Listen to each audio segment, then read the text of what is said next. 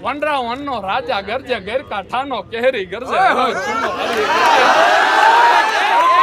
ચોથો ગરજે મોફાળી માતેલો ગરજે અને જાણે કે જોગંદર ગરજે નાનો એવો સમદર ગરજે અને ક્યાં ગરજે બાવળના ઝાડામાં ગરજે કણબીના ખેતરમાં ગરજે ગામતળના પાદરમાં ગરજે નદીઓની બેખણમાં ગરજે ગિરિયોની ગોહરમાં ગરજે ઉગમણો આથમણો ગરજે ઓરોને આ ઘેરો ગરજે અને થરથર કાપે વાડામાં વાછરડા કાપે કુબામાં બાળકડા કાપે અને મધરાતે પંખીડા કાપે ઝાડ તણા પાદરડા કાપે પહાડોના પથ્થર પણ કાપે સરિતાઓના ઝડપડ કાપે અને સૂતાને જાગંતા કાપે આંખ જબુકે કેવી એની હાક જબુકે સોરઠ ભલો ઉનાળે ભલો ગુજરાત વરસે તો વાગડ ભલો ગૌણ સેવા તારું આંદોલન બારે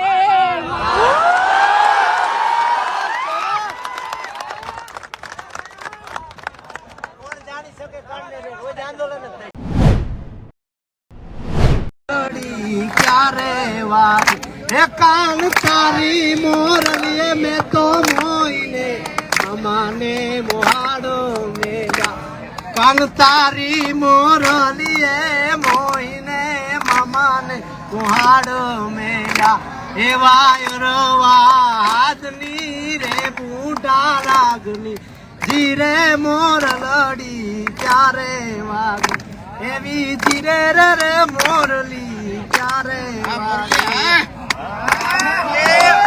પણ કોટે મોર ટહુકિયા અનજોને વાદળ ચમકીવી પણ મારા રુદાને રાણો આપરે એ જોને આવી હાડી બી એ આપમાં જીણી જબુ કેવી અને જીણા ઝરમર વરસે ગુલાબી નહીં રે જવા દઉં એ ભીંજાય હાથી ને ભીંજાય ગોળના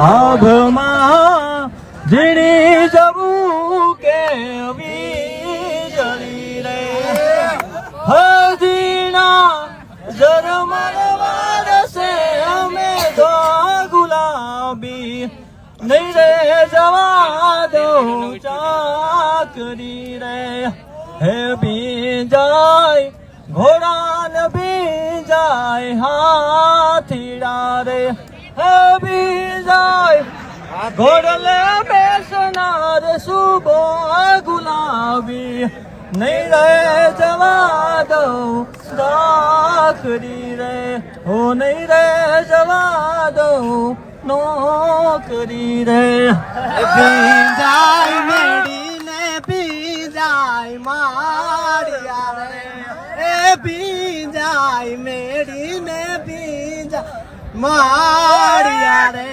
અને ભીંજાય મેડીનો બેહનાર સુબો ગુલાબી નહીં રે જવા દઉં ચાકરી રે એ અમને વાલી સરકારી નો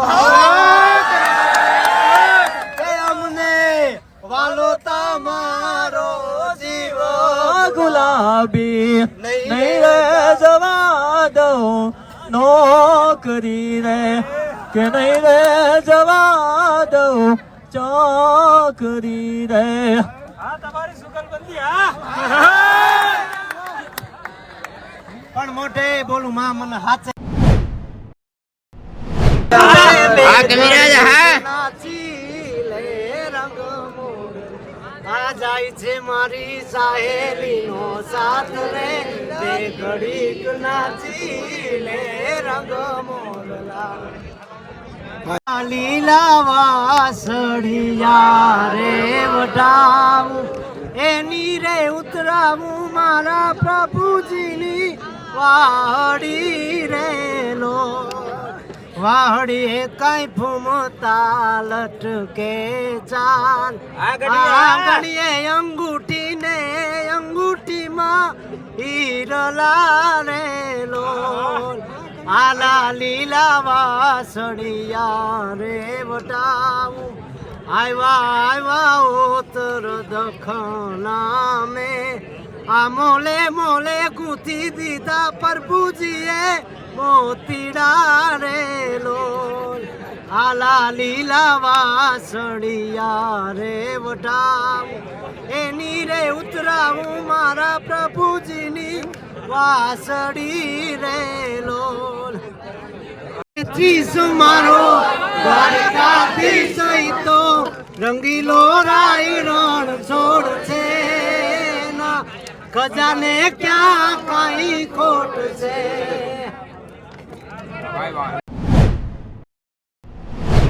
આવેલા છે સિંહણો અને મારા હાવજો આવ્યા છે તો એક ગીત હું સચિવાલય માટે ગાઈ દઉં એ નથી કરવી કોઈની હાજરી એ કરવો એક લંગજી રાજી રે એ સચિવાલય તું સલામની આશા એ સચિવાલય તું સલામની આશા રાખતી હોય છે રાખજે બીજે રે મારા હાવજની રીત મારા વન રક્ષક મારા હાવજની રીત રે ધડે ધીંગાણે ધીંગાણે જેના માથોડા વહાણે એવા વાવના લોહીડાએ નાવું રે ગડવૈયા મારે ગડવૈયા મારે પાણીઓ થઈને રે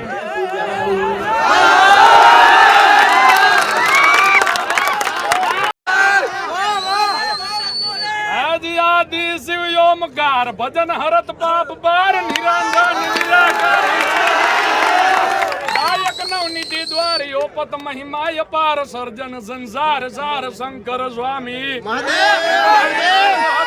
પાપ હરત જલ તરંગ યુમિયાય और धांग यांग केफन हारी हे सुंदर मूर्ति सम्राट हरदम जुग जोड़ी हाथ भजलमन भीमनाथ शंकर भारी ભજલમન ભીમનાથ શંકર ભારી અને ચારણી સાહિત્યમાં કેવાય દાદા ભોળિયાનાથને છપાકરામાં રીઝવતા અને એને ચારણી સાહિત્યમાં એનો તાંડવ કે શ્રેલ સોંગ સમ મિસાલ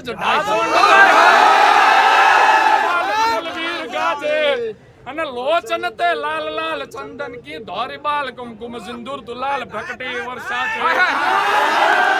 કંઠમાળ ધીસર હરદય દયાલ અને સટકમાલ રુદર જાલ હરદયાલ રાચે હે બમ બમ બમ ડમરુબાજ બમ બમ બમ ડમરુબાજ ડમરુબાજ નાગવેગ સરસ સાગ શંકર મહારાજ યાદ પાંડવ નાચે અમારો ભોળિયો મહારાજ યાદ પાંડવ નાચે કટારમ ધનકર ધારમ ટંકારમ હે બંદૂક બહારમ મારા મારમ આ હોકારમ હોકારમ અને આ નરકૈક ના દારમ અને નરકૈક ના દારમ મુખ ઉચ્ચારમ રામ નથી હે વિતવા વરવાનું રણ ચડવાનું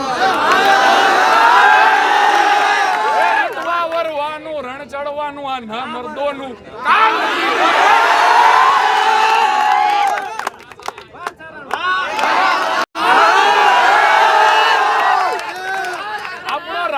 શાયર ઝવેરચંદ કાલિદાસ મેઘાણી ચોટીલાનો પહાડનું બાળક બીજો કવિ દુલો ભાયો કાગ કેવાય ગાંડી ગીરની માલિપાઈ હાવજને કે હાવજ કેવો હોય પંજા નાખતો આવ્યો હાવજની ભૂમિની માલિપા કેવાય બે કવિઓ અળા ભીડ કવિઓ જાય છે અને મેં વર્તો હોય અને હાંજનું ટાણું હોય બાપ એટલે હાંજના ટાણે જ્યારે 14 વર્ષની દીકરી ભારતની આર્ય નારી જ્યારે બે કવિઓને જમવાનું પીરસતી હોય અને એ પીરસતા પીરસતા એક બાજુથી અવાજ આવે કે આપા આપણા વાસડાને હાવજ ઉપાડીને લઈ ગયો અને આ શબ્દ સાહેબ 14 વર્ષની ભારતની નારી શક્તિ એ 14 વર્ષની ચારણની દીકરીના કાને પડતા દોટ મૂકે. અરે કે હું આ તો ઠીક વિદ્યાર્થીઓ પરીક્ષાના એના પોતાના માર્ક જાહેર નથી કરતા એની માટે લડે. એ કે હું જો મારું હાવજડું ન જાય હાવજડાની સામે મારું વાછરડું ન જવા દઉં તો મારો માર્ક કેમ જવા દો. અને કેવાય ઈ ડાલામતા હાવજની વાહે આયલો જાય ને કવિ જોવે જ્યારે ઝવેરચંદ મેઘાણીના એના સમયમાં બે જ કાવ્ય એવા જેના અંતરનાથથી લખાણા.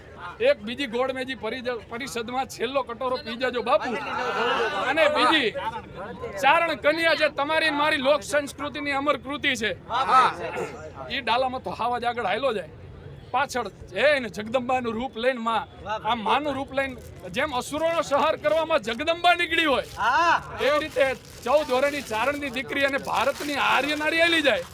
આ દ્રશ્ય જ્યારે ખડું થાય અને ઝવેરચંદ મેઘાણીની કલમ ઉપડે બાપ કે હાવજ ગરજે વનરા વનનો રાજા ગરજે ગેરકાંઠાનો કેહરી ગરજે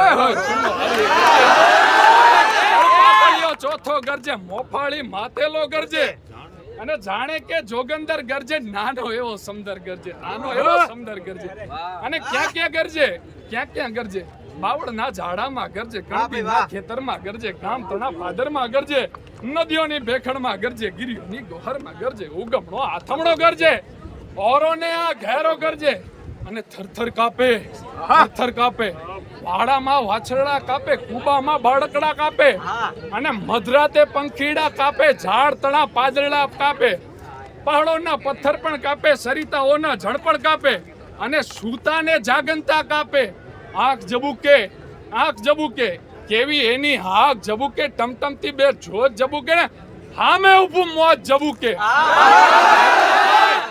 જડબા ફાળે ડુંગર જાણે ડાચા ફાળે જોગી જાણે ગુફા ઉગાડે અને જમરાજાનું દ્વાર ઉગાડે પૃથ્વીનું પાતાળ ઉગાડે બરસી સરકાર દાંત બતાવે અને લહલા કરતી જીભ ઝુલાવે અને કેવા ઉઠે કે બહાદુર ઉઠે બંકરદાર બિરાદર ઉઠે. નહોતું લખ્યું કે તમારે આંદોલન પણ કરવું પડશે. એક અદ્રશ્ય એની અંદર એક વિકલ્પ હતો પણ તમને દેખાણો નહીં.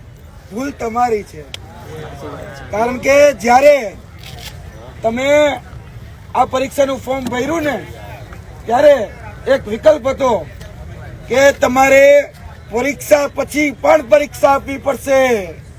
તમારા ધીરજની પરીક્ષા, તમારી સંવેદનશીલતાની પરીક્ષા, તમારી એકતા કેટલી છે એની પરીક્ષા, આ બધી પરીક્ષાઓ એ તમારા કોમ્પિટિટિવ એક્ઝામનો પાર્ટ હતો, સ્પર્ધાત્મક પરીક્ષાનો પાર્ટ હતો, પણ એ અદ્રશ્ય હતો અને તમને લોકોને દેખાણો નહીં.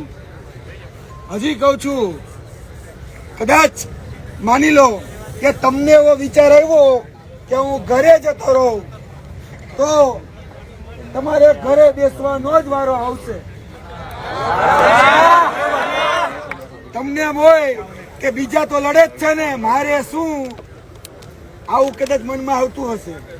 ઘણાને તર્ક વિતર હશે, ઘણા લોકો અહીંથી જતા રહેતા હશે. એ લોકોને એટલું જ કહેવાનું કે નોકરી તમારે મેળવવાની છે તો તમારે પણ આ પરીક્ષા પાસ કરવી પડશે. પછી એમ વિચારો કે હવનું થાય આપણું થાય તો એક ઓલી વાર્તા યાદ હોવી જોઈએ કે પેલા વેલા એક વ્યક્તિએ વિચાર કર્યો કે બધાએ કીધું કે હાલો બધા દૂધ ભેગું કરીએ. દૂધની જગ્યાએ એક વ્યક્તિ એવો વિચાર કર્યો પેલા વેલા વ્યક્તિએ કે આપણે પાણી નાખી દઈએ તો એમાં શું થઈ જવાનું, દૂધમાં તો પાણી પડી જાય. એટલે એક વ્યક્તિએ પાણી નાખ્યું પછી આખા ગામે પાણી જ નાખ્યું. એમ એને પાણી ફેરવી નાખ્યું. એમ તમારા લોકોને ખબર છે જે અમુક લોકો ના અણધાર્યા અને અચાનક જ જે મેરિટ યાદીમાં નામ આવ્યા છે એ લોકોને ખબર છે કે તમારી પથારી ક્યાં છે. એટલે તમારી પથારી પણ ફેરવનારા એ તમારા જ હશે જે મેસેજ કરશે કે જોજો ફલાણા ભાઈ નું ધ્યાન રાખજો, જોજો આંદોલન કરશો તો પોલીસ પકડી જશે, ગુના દાખલ કરી દેશે, પછી કોઈ નોકરી નહીં મળે, નહીં જઈશે. જે ઓલા 6500 ના લિસ્ટમાં નામ આપ્યા નહીં એ જ લોકો હશે કે જેમાંથી કોઈ ઓલો વ્યવહાર કર્યો હોય છે માલનો.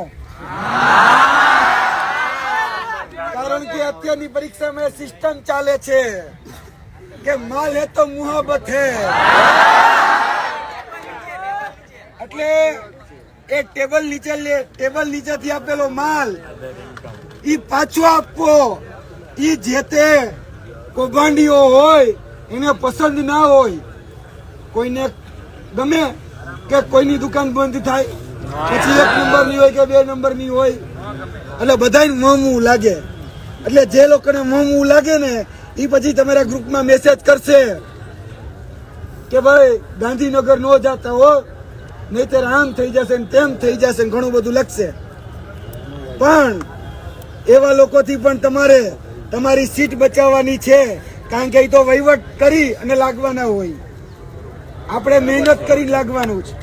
એટલે થોડોક પરસેવો વધારે પડે, એને એસી ચેમ્બરમાં બેસવું હોય એટલે એને પરસેવો ન પડે. આપણી આ નોકરી જે છે ને, આપણી આ વનરક્ષક જે બનવા માંગીએ છીએ ને, એ પરસેવાની નોકરી છે. આપણે એ પરસેવાની નોકરીમાંથી પરસેવા કરવા માંગીએ છીએ. કારણ કે આ નોકરી કહેવાય શું કે સેવા. સેવા કોની? તો કે ભાઈ જંગલની. આપણે આ સેવા જે આપણું જે વહીવટી તંત્રમાં જે પરિભાષા છે, જે વ્યાખ્યા છે, અહીંયા પણ આ પોલીસ ઉમેદવારો ઉભા જ છે. આપણે એને શું કહીએ છીએ? સેવક જ કહીએ છીએ. સેવા જ કરે છે, આપણી રક્ષણ જ કરે છે, એમાં ના જ નથી. એટલે સેવા આપણે કોની કરવાની છે ને એ ક્લિયર હોવા જોઈએ. આપણે કોઈ ધનાધિપતિની સેવા નથી કરવાની, આપણે TCS ની સેવા નથી કરવાની. TCS ના પૈસા એ આપણા ટેક્સના પૈસામાંથી ગયા છે. TCS એટલે કોણ? ટાટા કન્સલ્ટન્સી. ટાટા કોણ? તો કે જે PM કેરમાં ફંડ આપે એ ટાટા. જે ઇલેક્ટ્રોલ બોન્ડના નામે સત્તા પક્ષને ફંડ આપે એ ટાટા. હવે એ ટાટા વાળા આપણું હારું ઈચ્છે કે સરકારનું હારું ઈચ્છે? આટલામાં સમજી જાઓ. આ શાનમાં સમજાવીએ છીએ, ઈશારામાં સમજાવીએ છીએ. એટલે આ કોર્પોરેટ્સને ખુશ કરવા માટે, જે ધનાધિપતિઓ છે એને ખુશ કરવા માટે આ ટાટા કન્સલ્ટન્સીને લાવવામાં આવી અને એને જ કોન્ટ્રાક્ટ આપવામાં આવ્યો. કારણ કે ગિફ્ટ સિટીના 200 કરોડ કાઢવાના હતા ભાઈને. એટલે ગિફ્ટ સિટીના પૈસા એ આપણા ઉમેદવારોની ફી માંથી કાઢ્યા, એને પોતાનું કરી લીધું. આપણે રોડે છીએ. આ વાત તમને યાદ હોવી જોઈએ. અહીંયા બેઠા છો તો બેઠા રહેજો. જે પણ મિત્ર સર્કલ હોય એને પણ બોલાવી લ્યો કે ભાઈ બેઠા છીએ, આવી જાવ, હજી સમય છે. આંદોલનના માર્ગે છીએ, ગાંધીજીના માર્ગે છીએ. એટલે ફરીથી વિનંતી કરું છું કે તમારા પાણીની કે બીજી કોઈ વ્યવસ્થા છે, અમારાથી જે પણ યથાશક્તિ થઈ શકશે. અમે પોલીસ મિત્રોને પણ વિનંતી કરીએ છીએ કે તમે મહેરબાની કરી થોડીક પાણીની વ્યવસ્થા કરો.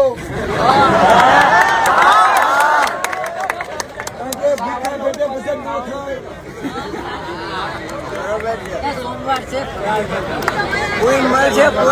ભૂખા પેટે ભજન થાય એમ નથી.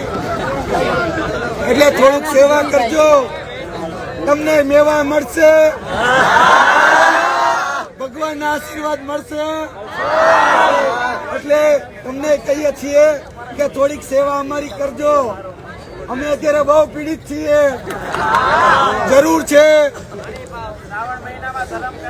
શ્રાવણ મહિનામાં સોમવારે થોડું દાન પણ કરી દેશો તો અમારા જેવા ગરીબ તમને ક્યાંય નહીં મળે.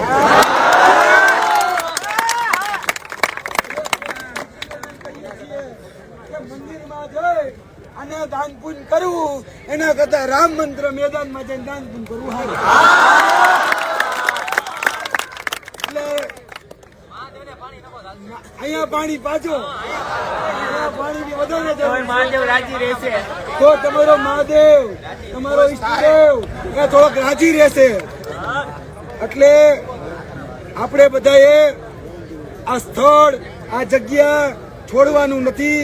મહેરબાની કરીને બધા બેસી જાઓ, શાંતિથી બેસો.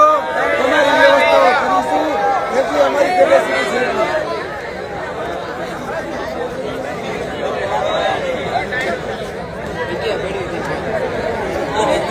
બેસી જાઓ બધા, બેસી જાઓ.